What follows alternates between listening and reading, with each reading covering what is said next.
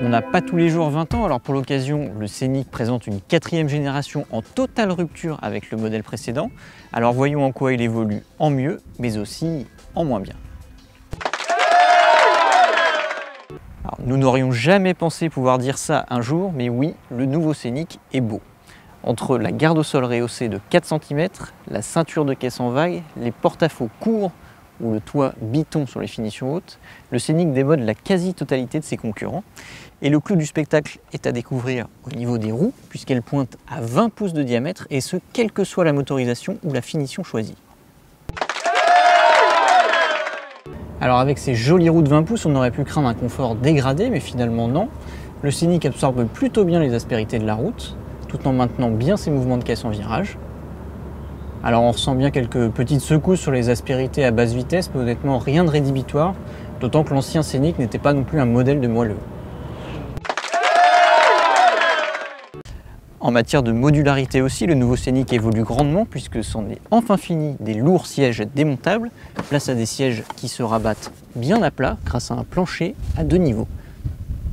Et en finition haute intense, on peut même jouer les papas magiciens grâce à cette commande qui rabat les sièges automatiquement, soit depuis le coffre, soit directement depuis l'écran tactile.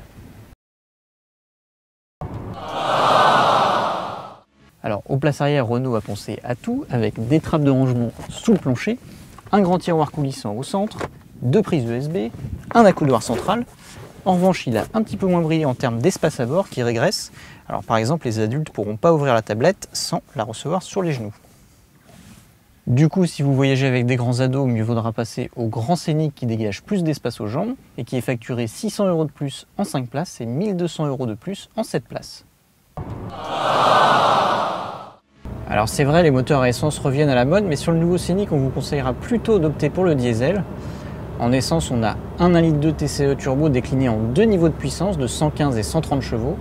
Et même avec la version la plus puissante qu'on a ici à l'essai, on a toujours l'impression de manquer un peu de nerf lors des relances. Sous 3000 tours, il ne se passe pas grand chose. Alors, autre avantage du diesel, c'est de pouvoir disposer de la boîte EDC à double embrayage, alors que sur l'essence, il faudra attendre 2017 pour pouvoir en profiter. Le nouveau Scénic récupère la plateforme des Mégane, Talisman et Espace, qui veut dire qu'il partage pas mal d'équipements technologiques avec elle. On retrouve par exemple le grand écran tactile implanté verticalement, l'affichage tête haute ou encore le réglage des modes de conduite Multisense. En revanche, il est le seul à proposer aussi un freinage d'urgence automatique en ville, actif entre 7 et 60 km/h, ainsi qu'une aide active au maintien dans la voie.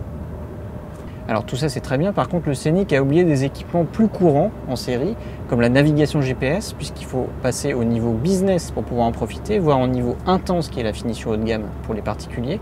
Alors c'est vrai que Renault nous avait pas vraiment habitués à ça, puisque ça a été un des premiers constructeurs à proposer de série la navigation GPS sur une Clio milieu de gamme.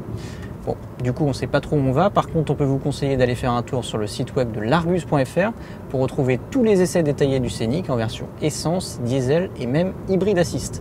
Allez, à bientôt!